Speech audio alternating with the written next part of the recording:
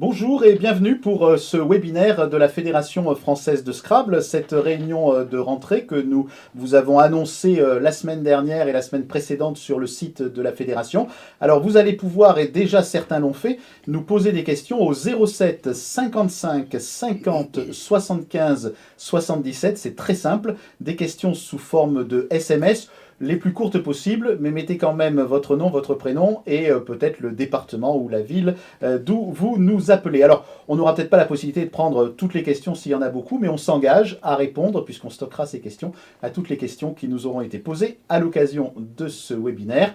Vous voyez derrière moi les Tours de La Rochelle, tout simplement parce que ce sera le premier grand événement de la saison Scrabblesque 2017-2018, et ça approche, c'est dans 15 jours. Nous allons maintenant démarrer le webinaire. Top générique.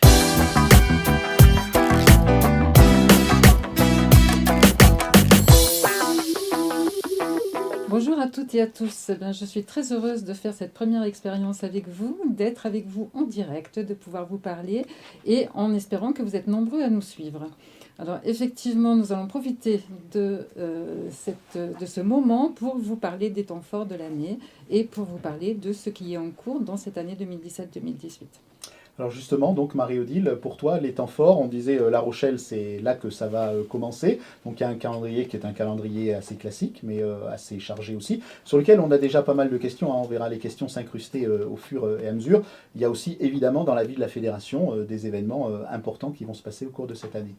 Alors tout d'abord, les grands événements, bien sûr, comme tu l'as dit Yves tout à l'heure, c'est le Festival de La Rochelle qui a lieu dès lundi prochain et non pas dans 15 jours. Ah oui, c'est le week-end final, exact. Oui. Dès la semaine prochaine. Et nous vous y attendons nombreux. Vous êtes à peu près un peu plus de 620, vous êtes inscrits pour le tournoi final de samedi et dimanche prochain. Et ensuite, nous sommes déjà dans la préparation, bien sûr, de Aix-les-Bains, puis Cannes. Vichy, bien évidemment. Le championnat de France cette année donc aura lieu à Vichy. Et ensuite, donc, nous aurons les autres épreuves traditionnelles, les finales des championnats France, interclub, etc. Il y a beaucoup de choses aussi. On a déjà des questions, notamment sur l'informatique et sur le futur du Plitop. Tout ça, ce sont des chantiers de la Fédé. Il y en a quand même pas mal.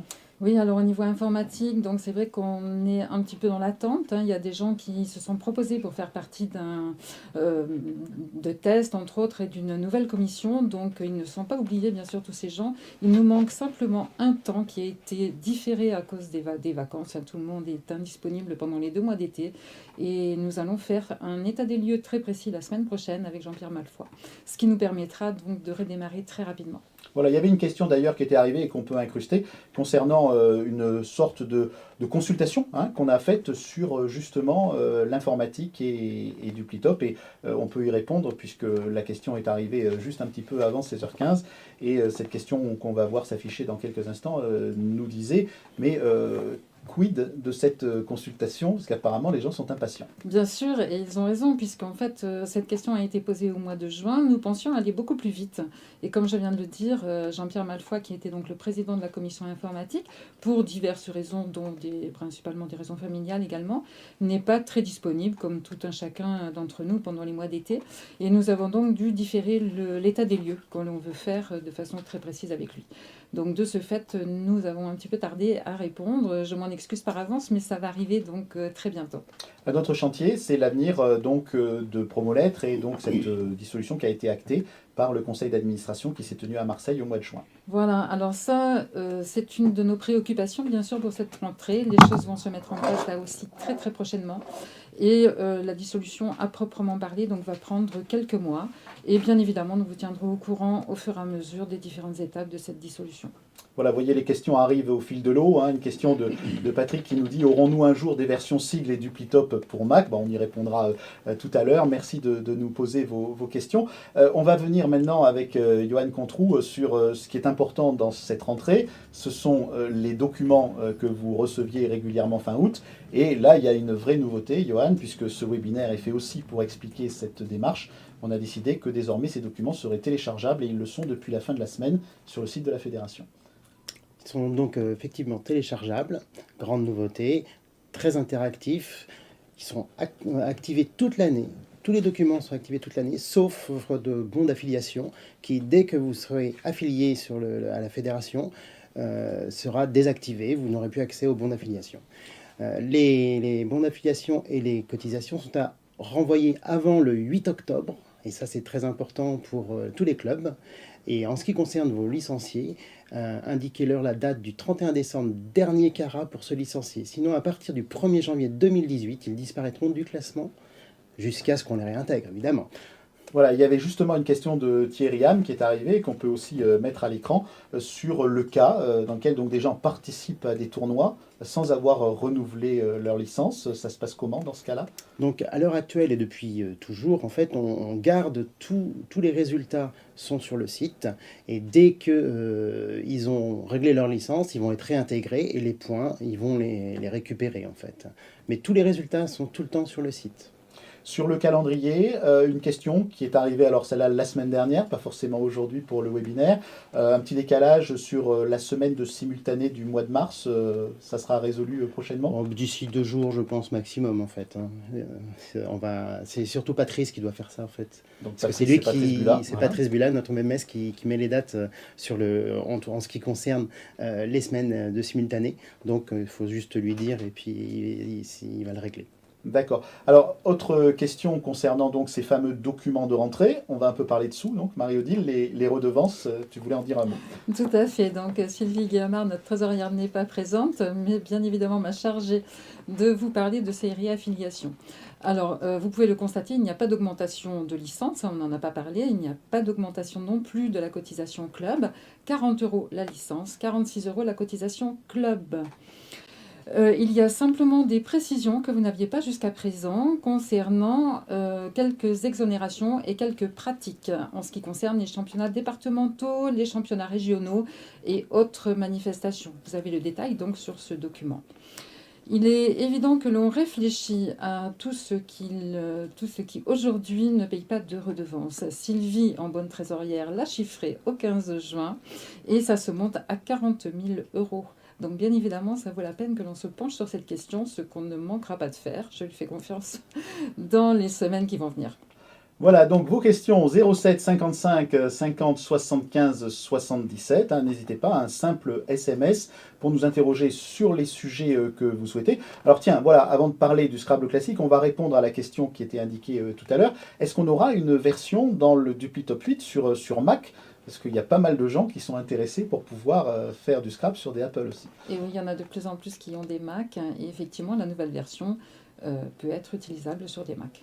Très bien. Alors Johan, une question qui apparaît à l'instant à l'écran. Est-il possible de revoir la procédure concernant les carnets de licence?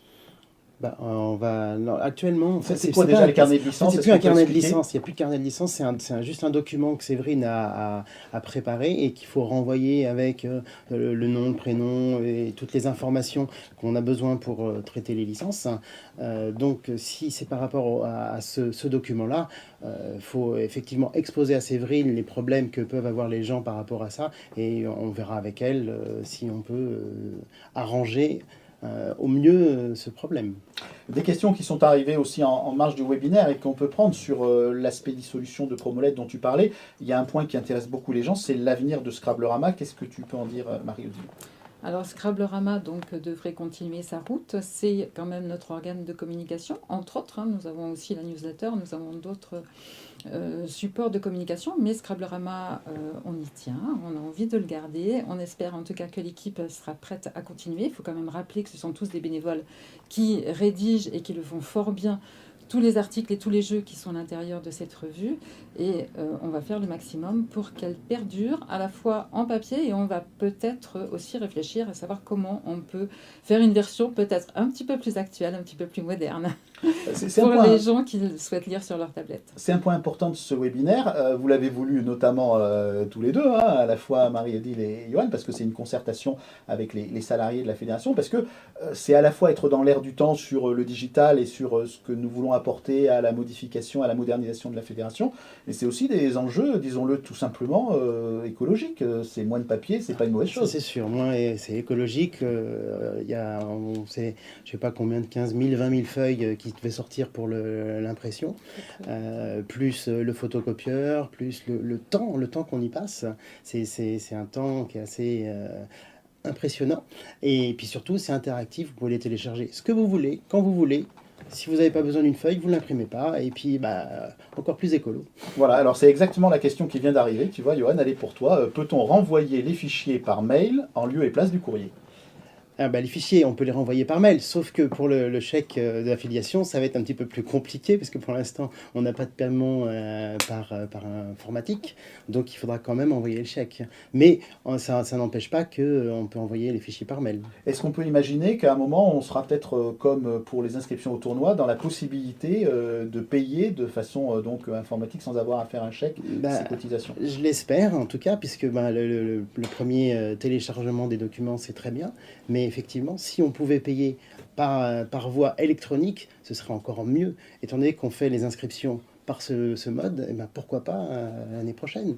Alors, quand sera mis à jour le classement jeune? Tu vois, les questions arrivent au fil de l'eau. Je répète le numéro 07 55 50 75 77. Merci de jouer le jeu et de poser donc vos questions. On les prend au fur et à mesure qu'elles arrivent. Donc le classement jeune, en fait, c'est pas le classement jeune, c'est le classement actualisé qui est mis à jour. Donc quand on va mettre les résultats, il prendra sa valeur à ce moment-là, en fait. Donc d'ici, il me manque encore 1 ou 2 résultats du week-end, et d'ici demain, après-demain, ce sera validé. Alors, on est complètement en direct, donc puisqu'on parle des jeunes, je vais te demander juste de laisser ta place et Marie-Claude va venir te remplacer. On parlera du Scrabble classique dans quelques instants, parce qu'on a eu notre ami Jean-François Imbert qui nous a interviewé, fait un petit message, on l'a interviewé la semaine dernière. Donc Marie-Claude, bonjour, merci d'être avec nous. Tu vois, on parle des jeunes, donc on revient directement vers toi, parce que 2017-2018, c'est une année très importante pour la fédération, parce que c'est le renouvellement de la fameuse convention avec l'Éducation nationale. Tout à fait.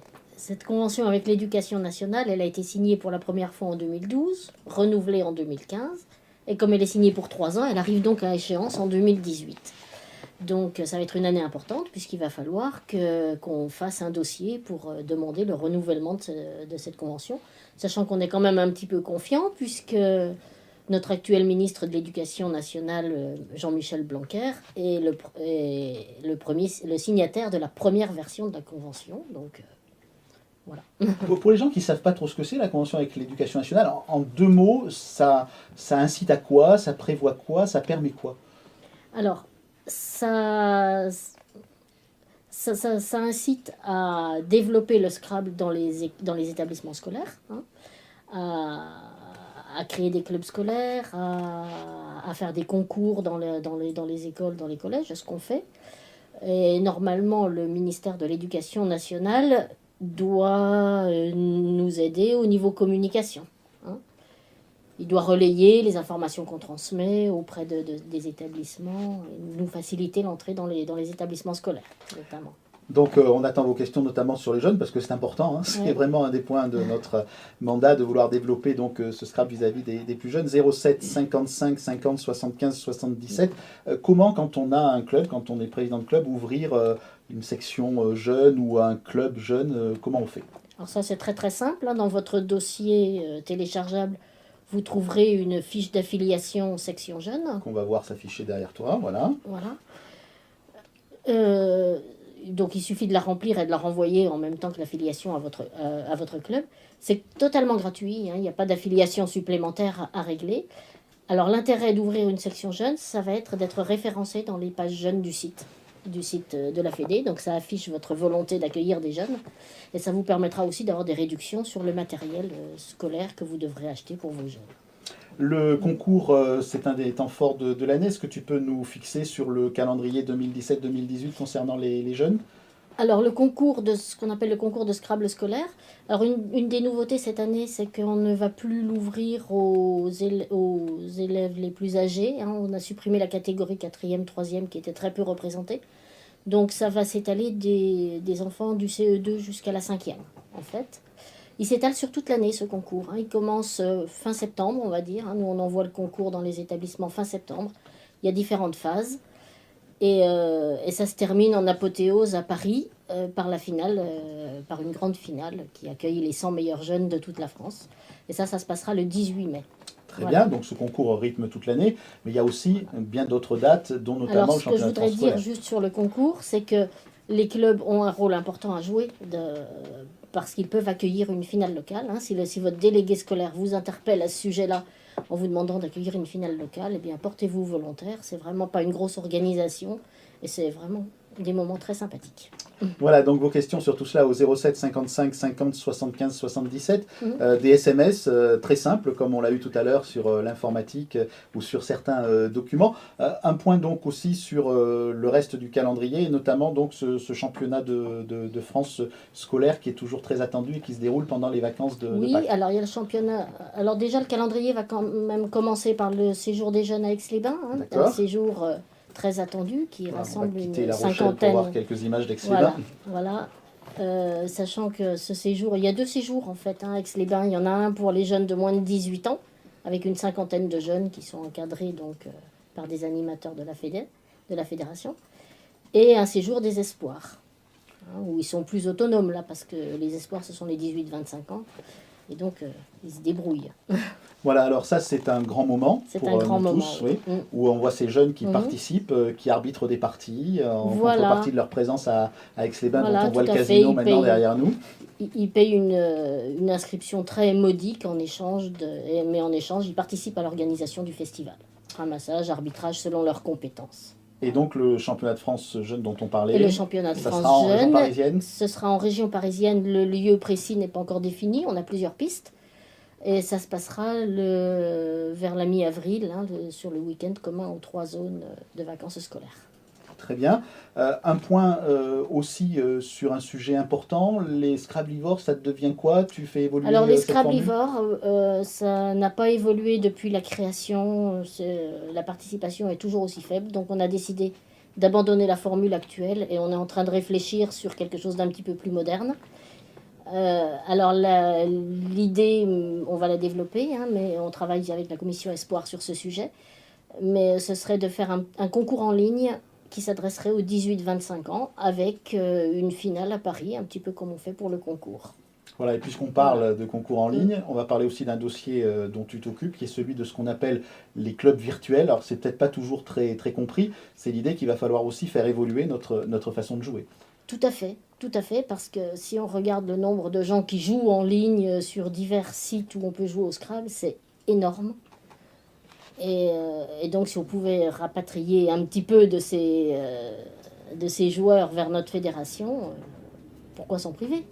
Et donc l'idée, ce serait de créer des clubs en ligne qui puissent permettre aux joueurs de jouer sans avoir à se déplacer ou aux heures qui les intéressent, mais aussi qui leur donnerait les mêmes avantages que tout licencié, c'est-à-dire de pouvoir participer à des compétitions physiques.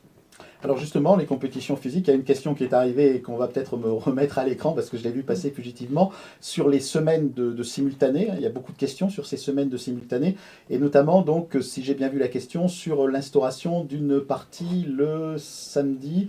C'est Alain Cassard qui gère, on est en direct, hein, donc les questions qui arrivent au fur et à mesure, il va peut-être pouvoir nous la remettre, des questions que vous nous envoyez par SMS au 07 55 50 75 77. Je crois qu'on a un peu débattu déjà de cette question, donc Marie-Odile, tu peux Voilà, peut-être alors y j'ai eu répondre. beaucoup de questions récemment, la semaine dernière notamment, de personnes qui viennent de se rendre compte que la semaine ne sera plus de 6 jours, mais de 5 jours. Or, c'est quelque chose qui a été voté au CA du mois de janvier, donc je pense que les gens n'ont pas été suffisamment attentifs ou n'ont peut-être pas lu en détail le compte-rendu de notre CA.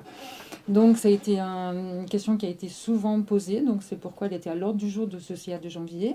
Et il a été décidé, donc de façon majoritaire, que la semaine passerait à 5 jours. En contrepartie, il y aurait quand même le samedi, pour les gens qui souhaitent continuer à jouer le samedi, puisqu'il y a quand même des clubs qui sont ouverts le samedi. Il y aurait 2 parties de simultané permanent, dont une partie originale, puisque les gens aiment jouer en partie originale. Et on s'est arrangé pour les calendriers futurs pour avoir chaque fois que c'était possible, une journée spécifique accolée à cette semaine. Par exemple, le simultané handicap ou par exemple le challenge N6, N7.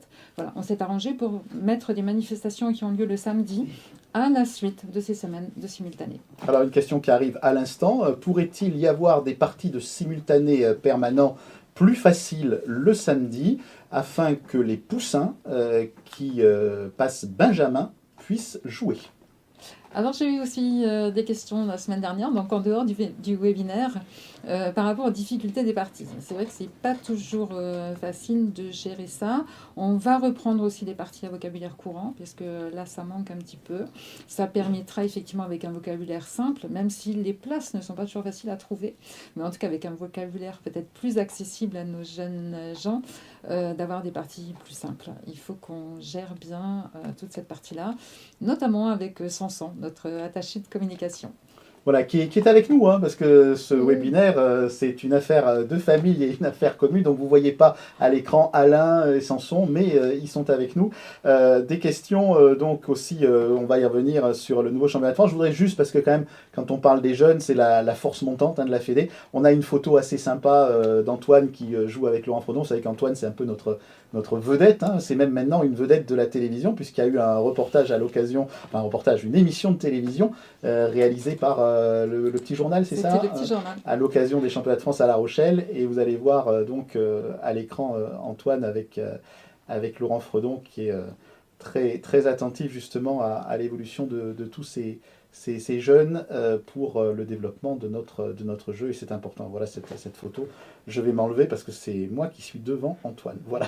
Donc, Alors Antoine, moi j'ajouterais à côté juste, de Marie-Odile. voilà, moi j'ajouterais juste que je suis contente qu'on ait cette photo d'Antoine et sa petite sœur à côté, Agathe, à côté de Laurent. Laurent vient également, il est du comité Aquitaine, comme Antoine, mais ils viennent souvent dans notre comité, l'un et l'autre, ils viennent pas ensemble, hein, mais on les retrouve souvent dans notre comité. Et il faut dire qu'Antoine, depuis le temps qu'il vient jouer, est un petit peu la mascotte, hein. Toutes les dames un petit peu plus âgées, on va dire, du comité sont ravies. En plus, ils font des compétitions très serrées, puisque il gagne souvent sa série, mais pour autant, chacun essaye quand même de ne pas se faire battre par Antoine. C'est un petit peu le challenge maintenant, de ne pas se faire battre par Antoine. Alors, Il sera Marie-Claude, présent au Festival de La Rochelle.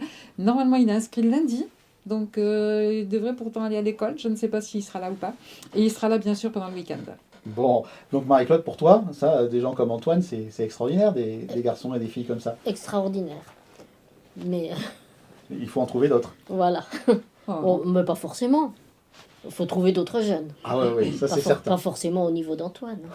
Le principal, qu'il a c'est un qu'ils très prennent bon du niveau, plaisir à jouer. Voilà, on en a quelques autres aussi. Je pense à Hugo qui était aussi Oui, présent tout à à Martigny. fait. Donc Mm. Antoine était sélectionné au championnat du monde. Mais Hugo était également présent à Martigny. Il a participé énormément.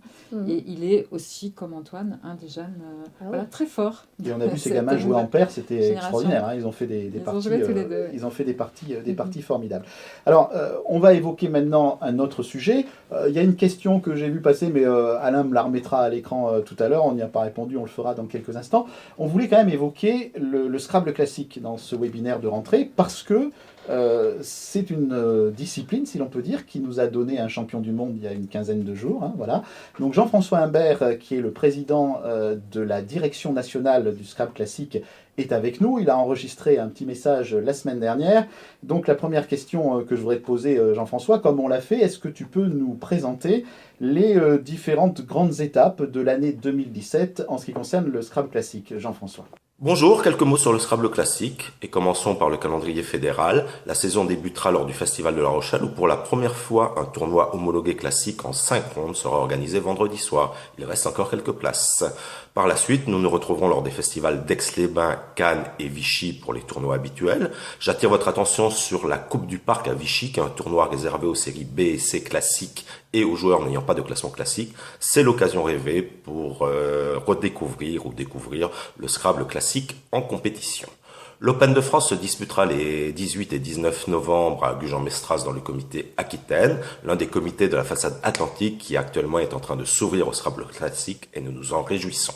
Au mois de mars, les 17 et 18 mars se disputera le championnat de France. Le lieu reste à définir. Nous espérons pouvoir communiquer à ce sujet fin septembre ou début octobre. Le championnat interclub se disputera toujours par équipe de 3 joueurs avec des phases qualificatives aux dates choisies par les comités régionaux et une finale en juin. Les clubs vainqueurs de leur qualification régionale sont qualifiés pour la finale, ainsi que leurs dauphins pour les comités où il y aura eu 8 équipes qui auront participé aux qualifications régionales. Par ailleurs, les clubs et les comités organisent une centaine de tournois homologués classiques durant l'année, en 5, 6 ou 8 rondes. Ces tournois sont ouverts à tous les licenciés, mais les non-licenciés, parmi lesquels peut-être arriverez-vous à convaincre quelques amis, peuvent y participer, moyennant le paiement d'une licence jour de 5 €. Voilà Jean-François Imbert qui va maintenant nous parler de la possibilité qu'il y a d'ouvrir des clubs classiques, ou en tout cas des sections classiques dans les clubs qui existent aujourd'hui, parce que Jean-François, on peut considérer aussi, et on l'a souvent dit, que l'introduction, l'arrivée dans un club par le classique est peut-être plus facile que par le duplicate. Écoutez donc ce qu'en pense le président de la direction nationale du Scrabble classique, Jean-François Imbert. Les clubs qui souhaitent organiser une activité classique régulière peuvent avoir accès au dispositif des clubs partenaires de la Direction nationale du Scrabble classique. Tous les renseignements à ce sujet, comme sur l'organisation des tournois, sont à obtenir auprès des délégués régionaux classiques ou éventuellement directement de la Direction nationale du Scrabble classique qui est là pour vous aider dans vos projets. Et puis on le disait, Jean-François, des championnats du monde à Martinique qui ont été bons pour la sélection française. Et évidemment, le responsable de la Direction nationale du Scrabble classique ne peut que s'en féliciter. Jean-François. Je ne voudrais pas terminer cette intervention sans applaudir la performance de Benjamin Valour, champion du monde classique à Martigny, et de Samson Tessier qui l'a accompagné sur le podium à la 3e place. De très bons résultats pour l'équipe de France. Nous espérons qu'il en sera de même à Mont-Tremblant. D'ici là, je vous souhaite une très bonne saison Scrabblesque 2017-2018 et j'espère avoir le plaisir de disputer une partie classique contre vous durant cette saison. À bientôt. Voilà, alors les miracles du direct font que je ne sais pas si Jean-François est branché avec nous sur ce webinaire, sur celui de ce soir, puisqu'il y en aura un deuxième, mais vous pouvez poser des questions, et s'il nous écoute, Jean-François, tu peux y répondre par SMS aussi pour créer cette interactivité que nous avons voulu développer aujourd'hui. Alors maintenant, on se consacre uniquement aux réponses à vos questions, il y en a pas mal qui sont arrivées, donc on va essayer d'en prendre une qui vient de Chantal Bessière. Peut-on programmer des simultanés permanents en partie originale à 14h ? Alors c'est vrai que les gens nous réclament beaucoup de parties originales, elles ne sont donc pas forcément programmées à 14h, on va s'organiser pour qu'il y en ait quelques-unes, pas que ça bien évidemment, mais pour qu'il y en ait quelques-unes dans ce calendrier. Voilà, merci Chantal pour ta ou votre question. Il y a beaucoup de questions sur ces simultanés, et puis alors il y a une grosse question, c'est le téléchargement des parties. Donc je ne sais pas si Johan veut revenir pour nous en parler, ou allez Johan, viens, on va faire là aussi dans la convivialité le direct, voilà. Merci Marie-Claude de ces travail. Alors merci donc à Chantal de sa question, et merci d'avoir mis son nom tout à l'heure. Donc le téléchargement des parties, qu'est-ce qui va changer en 2017-2018 ? Alors le téléchargement des parties en 2017, toutes les parties seront téléchargeables, les parties de tournois, enfin de phases, tout ça seront téléchargeables par les organisateurs, et uniquement par les organisateurs. Ils auront un code pour les télécharger, ils auront un accès qui sera unique, donc ils ne pourront pas non plus faire ce qu'ils veulent, donc il faut qu'on rassure tout le monde. Le téléchargement, ce sera une personne qui seront décidées par les présidents de comité. Ils ouvrent un centre, et il y aura une personne dans le centre qui pourra télécharger les parties jusqu'à une certaine date donnée avant le tournoi, avant chaque épreuve. Tout ça, c'est pour éviter, parce qu'il y a quand même pas mal de gens qui disent on a le sentiment que des personnes peut-être téléchargent des parties puis les jouent aussi. Allez, on va dire les choses comme elles sont. Oui, mais il y a la triche, si on veut évoquer la triche se fait sur toutes les formes. Actuellement, il y a déjà des gens qui trichent, donc il ne faut pas trop, comment dire, psychoter. Ça sert à rien, parce que de toute façon après les gens dans les tournois on les voit jouer, et puis bon au bout d'un moment ça va simplement montrer du doigt certaines personnes plus qu'autre chose. Bon, en tout cas là on est sur un aspect aussi de la révolution, disons le mot, ou transformation, c'est plus à la mode. C'est transformation parce que ça s'est fait petit à petit en fait. Ça s'est fait déjà, le comité Outre-mer a commencé le téléchargement il y a à peu près 2 ans. D'accord. Et ça s'est bien passé durant ces 2 dernières années. Ils en sont très contents. C'est aussi interactif. On n'a pas de courrier qui se balade, on n'a pas de courrier d'ouvrir des enveloppes qui sont pas les bonnes. Enfin bon, c'est arrivé beaucoup. Je crois qu'il y a 2 ans, il y a 1 an, l'année dernière, ça a un petit peu bousculé tout ça en fait. Et donc, il y a une seule épreuve qui ne sera pas téléchargeable, et pour cause, c'est l'épreuve de la qualif interclub. C'est un peu plus compliqué parce que des gens organisent une partie, jouent une autre. Donc là, on restera sous le mode des enveloppes pour l'instant. On va rester sur ces parties simultanées, mais je n'oublie pas la question de Josette Cointeau que j'ai vu arriver tout à l'heure. Donc on reprendra, Josette, ta question dans un instant. Là, une autre question donc sur les simultanés. Les personnes encore en activité, ce qui signifie qu'on a beaucoup de retraités dans le Scrabble, mais on le sait, ne pourront plus participer au simultané fédéral le samedi, voilà. Et c'était, dit la question, notre seul jour. Alors quelle est la réponse que l'on peut apporter? Si je peux me permettre, Vas-y, en fait, ça Johan. partait une réponse tout à l'heure, en fait, qui est pas... effectivement, il n'y a plus de simultané le samedi, mais c'est justement ouvert aussi aux personnes qui veulent faire des TH2. Ça libère quelques dates pour faire aussi des épreuves fédérales qu'on sert de ces dates, mais on peut faire des TH2 n'importe quand, des TH2 catégoriels, aux organisateurs de faire un petit peu, de changer un peu leur méthode, justement pour le samedi, parce que... il peut aussi y avoir des tournois le samedi, tournois maintenant avec les multiplex, il y a beaucoup de tournois, et ça marche très très bien les multiplex. Alors, une question de Jacqueline Métayer, puisque tu es là, Johan. On continue sur le calendrier. Nous n'avons pas les dates des phases de qualification en championnat de France pour 2018. Si, elles sont mises sur le site. Ah oui. Si. Alors, il y a peut-être un changement, c'est que cette année, les 3 phases ont lieu avant Noël, Alors, c'est ça? les 3 phases, ça a été une demande de l'année dernière. En fait, les 3 phases ont lieu avant Noël pour simplifier les qualifications et que tout soit fait, toutes les qualifications soient pour la plupart faites avant le 31 décembre. Et elles ont toutes eu lieu en novembre et début décembre. La phase 1 a 15 jours d'intervalle. Avant, on le faisait aussi comme ça. Il y a eu un changement et on devrait s'y tenir maintenant avec l'informatisation de tout ça. Ça devrait très très bien marcher. Voilà, ça donnera peut-être aussi plus de latitude pour les comités régionaux pour organiser leur finale régionale. C'est ça en fait. C'est aussi la deuxième raison, c'est que ça donne plus de latitude aux comités régionaux pour faire les qualifier, pour pas qualifier de personnes qui sont déjà qualifiées par une autre phase. Enfin bon, je pense qu'ils vont apprécier. Enfin, j'espère. Alors, Marie-Odile, une question. Où aura lieu le nouveau championnat de France? C'est peut-être l'occasion de rappeler que pour le moment, donc, on a une alternance avec des années où c'est à Vichy que se déroule le championnat de France et que donc maintenant, il faut réfléchir sur l'endroit où aura lieu le championnat de France 2019. Voilà, alors c'est une question pour laquelle on n'a pas encore trouvé de réponse, mais on a plusieurs pistes, bien évidemment, parce que la petite difficulté par rapport à ça, tout à l'heure Marie-Claude le disait par rapport au championnat de France jeunes et scolaires, les dates vont se télescoper. Donc on cherche quelle est la meilleure solution pour pouvoir choisir cette date. Donc on maintiendrait de toute façon le championnat de France à Pâques, et il y a plusieurs villes qui se sont proposées, et on va savoir très bientôt. Dans l'ordre des priorités, c'était Montpellier. Ensuite, nous avions Dunkerque, et en 3e lieu, nous avons la Franche-Comté. Donc nous allons bientôt avoir des nouvelles de l'une ou l'autre de ces villes. C'est important, j'insiste juste sur un point là-dessus avec toi. On disait à un moment, il n'y a plus personne qui est candidat pour accueillir un championnat de France, il y a moins d'argent dans les collectivités, dans les villes, ça va être difficile. Là, on a quand même 3 candidatures pour la même année. Alors on a 3 candidatures, et c'est vrai pourtant que c'est difficile, en tout cas d'équilibrer un budget, c'est sûr, puisque les salles sont de plus en plus chères. Il nous faut une salle grande, puisqu'on accueille 800 personnes, donc on a besoin de beaucoup d'espace, et bien évidemment les villes ont toutes de très belles salles à nous proposer, mais ne font pas trop d'efforts sur les tarifs. Les subventions, chacun le sait, sont de plus en plus faibles, et pour autant on est quand même dans des villes qui peuvent nous offrir de très belles salles, et qui souhaitent quand même que tous ces champions, enfin ou en tout cas futurs champions, viennent passer quelques jours dans leur ville. Merci. Alors, Johan, on va rejouer au jeu des chaises musicales avec Marie-Claude, parce qu'il y a une question qui concerne les clubs sur Internet, donc ce dont elle nous a parlé tout à l'heure. Cette question émane donc de Josette Cointeau, de Draguignan, qui a organisé le Festival du Dragon, et on y a beaucoup participé avec plaisir au mois de juillet. Donc, Josette, ta question, je crois qu'elle va s'afficher de nouveau, mais ça nous demandait, en fait, Marie-Claude, combien il y a de personnes, est-ce qu'on a des statistiques pour savoir combien de personnes jouent sur Internet au Scrabble, et s'ils jouent plutôt au Scrabble classique ou sur des versions ou des applications type Duplicate?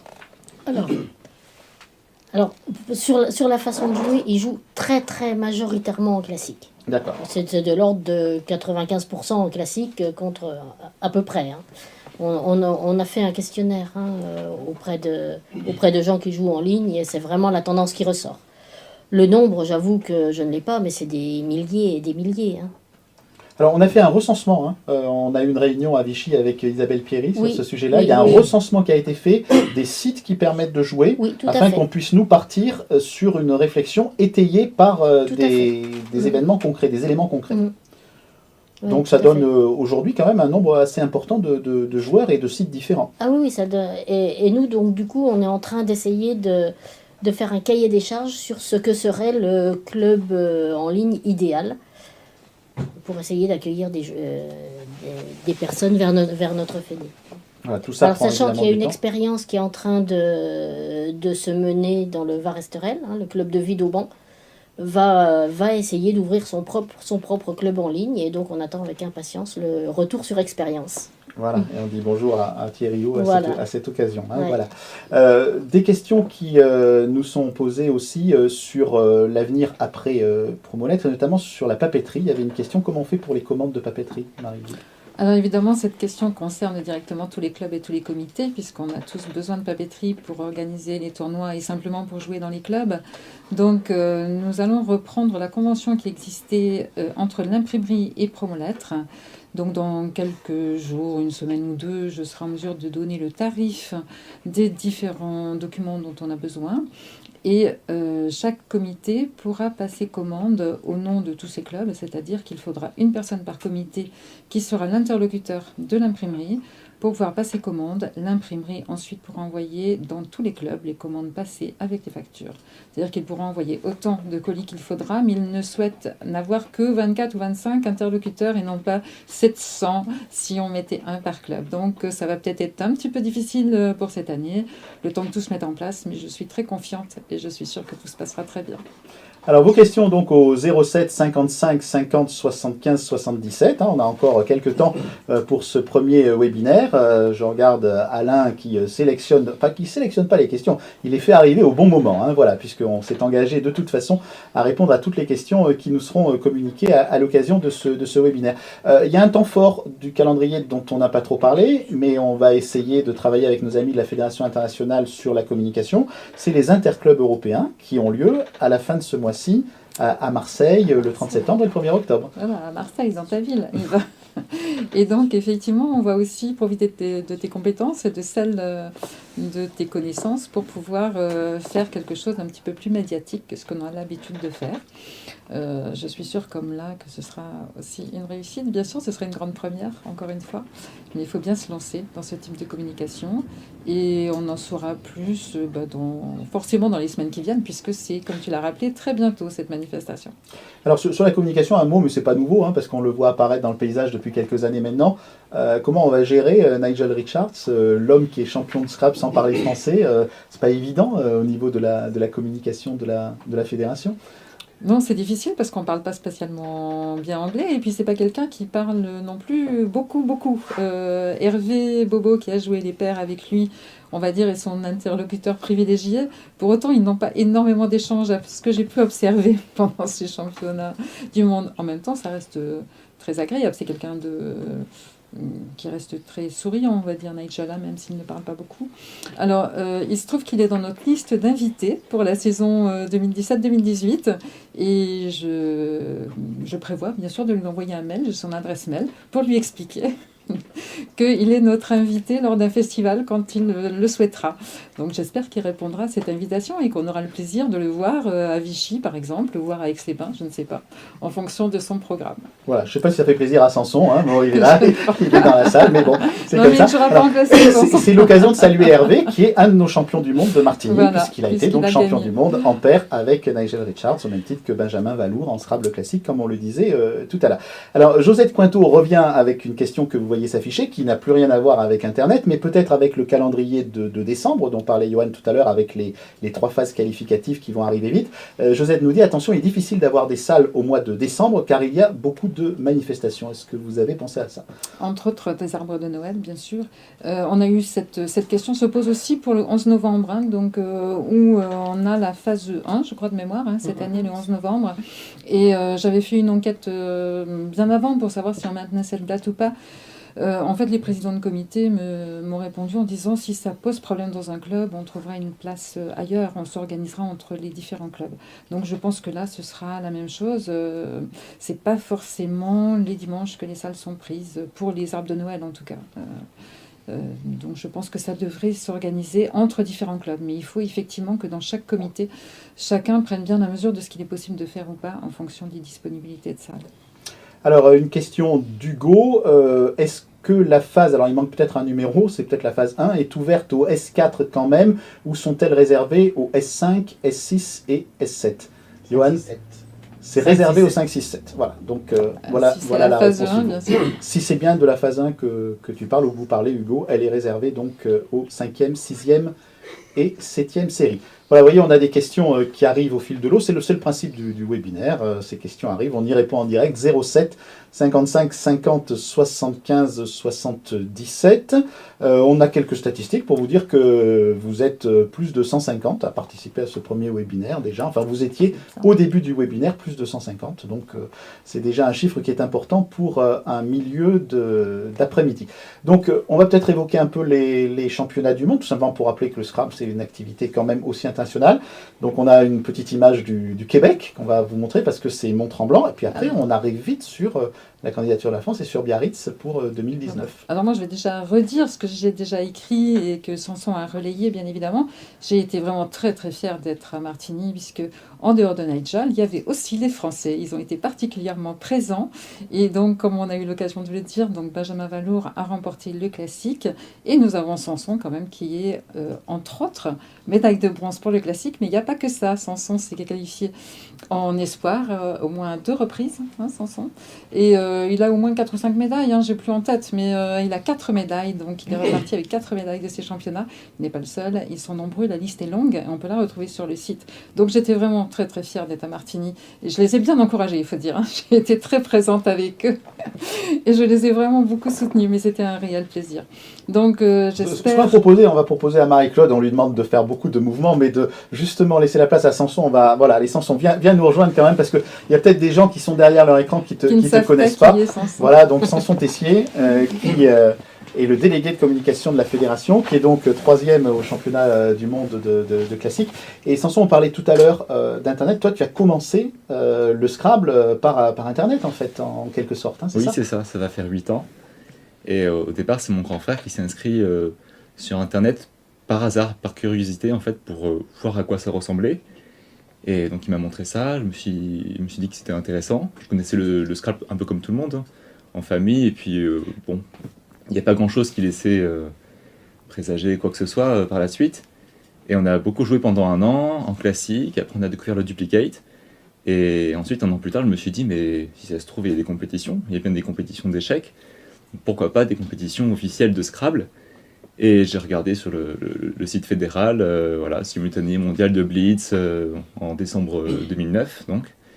Et je me suis inscrit, j'ai joué, j'ai bien joué. Donc les gens qui étaient présents m'ont fait comprendre que si je continuais, je pouvais atteindre un bon niveau. Et voilà, j'ai voulu progresser de plus en plus et jusqu'à là où j'en suis aujourd'hui. On a une question en lien avec tes fonctions de délégué communication. Est-ce que ça a été facile quand tu as décidé de franchir le pas et de trouver un club? Est-ce que tu as trouvé facilement? Et comment? C'est par la presse, c'est par les copains, c'est par Internet? Comment est-ce que tu as trouvé le club de Limoges? C'est là où tu as commencé? Oui, c'est ça, tout à fait, le club de Limoges. Je pense que je l'ai trouvé parce que je voulais le trouver, tout simplement. J'avais juste la volonté de rejoindre un club. Et c'est très simple, j'ai regardé sur le site fédéral la liste des clubs par département. J'ai vu dans le département Haute-Vienne, Limoges, à côté de chez moi. Donc c'est très simple une fois qu'on a la volonté de se licencier. Parfait. Bon, on peut citer parmi aussi les vedettes de Martigny, Erwan Bernard pour le défi des jeunes, Franck Manican, comme ça on est à la fois avec les jeunes, avec les anciens, qui a gagné le défi mondial. Enfin, bon, les Français se sont bien comportés malgré notre ami néo-zélandais. On peut citer Gauthier Houillon aussi, oui. Champion du monde junior, devant 2 autres Français, Corentin Tonodoué et Quentin Malégol. Donc 3 jeunes dont la photo du podium a vraiment fait plaisir à voir, une très belle photo, on voit qu'il y a une belle ambiance entre les jeunes scrabbleurs français et d'autres pays évidemment. Le séjour jeune regroupe les scrabbleurs de tous les pays et puis pour y avoir participé 3 fois, je peux vous dire que l'ambiance est vraiment magique. Merci Samson. Alors Alain, si tu as d'autres questions, on va les passer. Sinon, moi je vais me permettre un petit message au titre de la direction de développement du Scrabble. J'avais demandé au président de comité de m'indiquer les personnes qui voulaient faire partie dans chacun des comités de cette direction de développement, c'est-à-dire être un peu en contact avec la presse locale, voir comment on pouvait organiser la promotion du Scrabble. J'ai pas eu énormément de réponses, donc j'ai pas encore, malgré des gens qui m'appellent très régulièrement, comme Daniel Guédon, comme Gérard Varlot, comme une personne que j'ai rencontrée à l'occasion du multiplex du Dragon à Draguignan. Mais pour le moment, j'ai que 6 ou 7 représentants de comité, Annie Gruchot bien entendu, Serge Delhomme également. Mais il faudrait qu'on puisse finir cette liste avant qu'on puisse donc faire une réunion, vraisemblablement par Skype, voire à Aix-les-Bains, afin de voir comment on met en place cette direction donc de développement du Scrabble qui est importante sur les aspects de promotion, de marketing et de communication. S'il n'y a pas d'autres questions au 07 55 50 75 77, on va vous remercier tous pour ces questions et pour ce premier webinaire. David Bérard, qui assure la coordination technique, me dit que nous avons 184 followers, donc ça veut dire Samson qu'on est déjà dans l'ère de Facebook, parce qu'en général, c'est un terme qui... Tiens, dis-nous quelques mots sur tout ce que tu fais dans le numérique, à la fois Facebook et puis le renouveau de la newsletter aussi. Oui, la newsletter est repartie sur de bons rails depuis quelques mois, et j'essaye à travers elle de faire vivre l'actualité de la Fédé d'une manière un peu différente peut-être des actualités Facebook et des actualités postées sur le site. Donc c'est un balayage rapide des grands résultats, des grands tournois à venir, un tirage par numéro qui en général est assez difficile, c'est fait pour évidemment. Voilà, à côté de ça il y a la page Facebook que j'essaie également de faire vivre suffisamment avec un jeu par semaine, et je pensais peut-être en créer un deuxième. Je pense que je vois pas pourquoi on s'en priverait. Ouais, exactement. On est là pour jouer en fait. Oui, et j'ai d'autres idées, notamment des idées que j'ai pas encore soumises au bureau directeur, mais des idées de live Facebook avec par exemple des cours de Scrabble, que ce soit en duplicate ou en classique. Donc pas mal d'idées qu'il va falloir mettre en place, hiérarchiser peut-être, et surtout organiser, parce que notamment pour les lives au niveau technique c'est pas si évident qu'on pourrait le croire. Donc voilà, plusieurs idées qu'il va falloir mettre en œuvre pour continuer de dynamiser et moderniser l'image du Scrabble auprès du grand public. Parfait. Donc, Marie-Odile, ce premier webinaire est terminé. On en fera un dans quelques instants à 18h30. Donc, si vous avez envie, si vous avez gardé un peu des questions sous la main, de revenir à 18h30, vous revenez à 18h30. Un mot de conclusion sur cette première expérience ? Voilà, nous on sera ravis en tout cas de vous retrouver tout à l'heure. On est très agréablement surpris du nombre de personnes qui nous suivent actuellement, des questions que vous nous posez. Donc on essaye, je ne sais pas si on a répondu à toutes les questions, on verra. Donc, écoute, il y en a encore 2 qui arrivent. Qui donc arrivent. on est dans le direct, on va pas... Alors c'est pas une question, alors. d'abord c'est Hervé qui nous répond. Donc bonjour à Hervé Bobot, le président du comité Languedoc-Roussillon, champion donc du monde en paire de Scrabble, Voilà. qui dit on ne parlait pas trop avec Nigel quand on jouait, mais beaucoup entre voilà. les parties. Mais je n'étais pas là. Voilà. Bon, tu vois, donc comme ça on est dans l'interactivité. Ouais, Et Samson, je c'est tiens la à bonne rajouter technique que- ça pour les faire. Oui, à propos de Nigel, bien sûr il n'est pas très causant de prime abord, d'une part à cause de la barrière de la langue et peut-être à cause de son caractère tout simplement, mais j'ai discuté avec lui parce que j'ai joué une partie contre lui en classique, et puis il est très sympathique, il faut le dire. Et je connais des personnes qui ont beaucoup discuté avec lui, donc des personnes qui parlent anglais, c'est plus facile forcément, Ouais. et qui m'ont certifié qu'il avait beaucoup d'humour et qu'il était surtout d'une très grande gentillesse. Voilà, puis un grand sportif, parce qu'il a fait des performances à vélo aussi à Exactement. Martigny, entre Absolument. le Blitz et le championnat en cette partie. Tu vois, l'Outre-mer arrive aussi, donc Marie-Odile, on a une question, pas une question, mais apparemment les gens de l'Outre-mer sont ravis d'être avec nous. Bonjour Madame la Présidente, pas de question, mais l'Outre-mer vous suit avec beaucoup d'attention. Nous aussi, on consacre beaucoup d'attention à l'Outre-mer. Oui, alors merci beaucoup à tous les ultramarins d'être présents avec nous. Je ne sais pas trop comment est le décalage horaire, mais en tout cas, je suis ravie que vous soyez présents. Et que Voilà, vous et puissiez Florus être là. Kiterimotu nous fait un coucou de la Guyane, voilà, qui est un département Donc, auquel nous bonjour tenons à beaucoup. toutes et à tous en Outre-mer. Voilà, un mot de conclusion générale, Marie-Odile. Je trouve que cette technique est hyper intéressante, en tout cas, parce qu'on peut expliquer quand même pas mal de choses. On peut répondre aux questions. Je crois que c'est important aussi pour les gens. Ils posent des questions par Internet. On a beaucoup de mails, on essaye d'y répondre. Mais je crois que c'est un petit peu plus vivant. Et en tout cas, ils ont une réponse immédiate à leurs questions. Et on ne pourra pas faire ça tous les jours, bien évidemment. Ça me rappelle une pub un peu ancienne. Mais en tout cas, ravi de l'avoir fait aujourd'hui. Et donc, à tout à l'heure pour tous ceux qui voudront nous suivre. Voilà, et ce webinaire sera disponible jusqu'au 3 novembre. Pourquoi le 3 novembre? Parce que c'est un autre temps fort de la vie de la Fédération, l'Assemblée Générale à Aix-les-Bains, où on pourra répondre sans doute à d'autres À questions. d'autres questions, bien Et évidemment. directement en face à face avec les gens cette fois-ci. Merci de nous avoir suivis. À 18h30 pour ceux qui le souhaitent. Et puis sinon, à très bientôt à l'occasion de tournois. Comme disait Jean-François Imbert, on sera ravis de jouer au Scrabble contre vous ou avec vous cette année.